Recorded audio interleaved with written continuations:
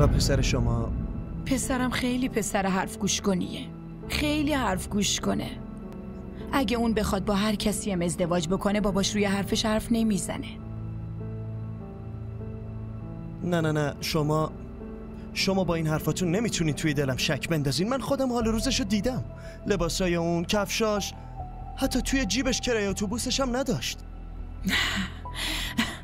خیلی با اعتماد به نفس دروغ میگه. خب ما چی کار بکنیم؟ به همه مردم داستان ظلم و ستم رو با گریه تعریف میکنه، اونم جلوی خودمون، جلوی چشم خودمون، اما نمیتونیم کاری بکنیم. بچه رو یتیم میدونیم و از تقصیراتش میگذریم و در آینده هم همین کارو میکنیم. اما اون خواستگارش نوید چی؟ بگی. خب 1000 تا خواستگار میاد، آدما رو که از خونه نمیتونیم بندازیم بیرون. نه خیر، من به حرفاتون نمیتونم اعتماد کنم. اون خیلی دختر مظلوم و بی‌پناهیه. حرفتو اصلاح کن.